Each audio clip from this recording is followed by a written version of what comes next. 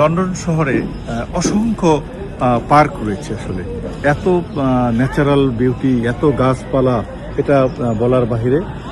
জায়গায় জায়গাতে আপনারা দেখবেন যে বিভিন্ন পার্ক। আমরা আমার ছেলের যে বাসা তার পাশে আপনাদেরকে এখন নিয়ে যাব ব্রুক স্কোয়ারে। সেখান থেকে আপনাদেরকে বিভিন্ন বিষয়গুলো দেখানোর চেষ্টা করব।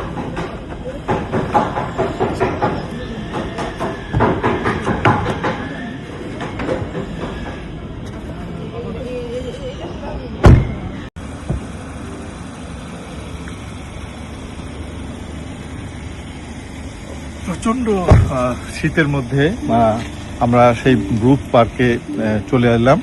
আমার ছেলে ডক্টর তানজিল হাসান, তার বাসার পাশেই এই পার্কটি রয়েছে। এই পার্কটি দেখানোর চেষ্টা করবো। একটা সময় সম্ভবত একটা সময় যেটা পার্কটি ছিল, এই পার্কটি একটি হাসপাতাল হিসেবে এই জায়গাটি ছিল। তো এখন এই জায়গাটি হাসপাতাল হিসেবে নেই। এই পার্কের কাছে যাব।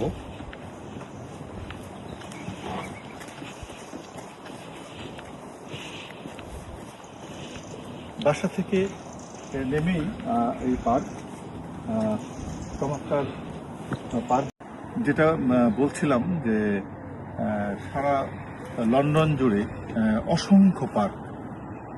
এই যে ন্যাচারাল বিউটি, শুধু গাছ আর গাছ।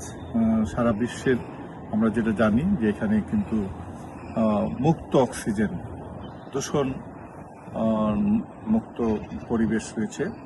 শুধু এই পার্ক প্রকৃতির কারণেই কিন্তু আমরা দেখে আমি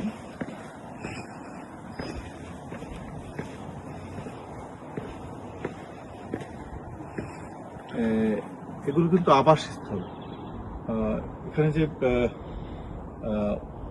বিশ্বের ঐতিহ্যবাহী কুইন এলিজাবেথ হাসপাতাল, যেটা যুক্তরাজ্যের ন্যাশনাল হেলথ সার্ভিস NHS এর আওতাধীন হাসপাতাল, সেই হাসপাতালের চিকিৎসকরা মূলত এখানে বেশিরভাগ বাসাগুলোতে থাকেন।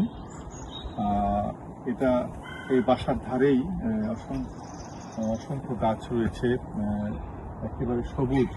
এখন কিন্তু কনকনে শীত, অনেক শীতের মধ্যে কিন্তু এই গাছগুলো এখনো টিকে আছে।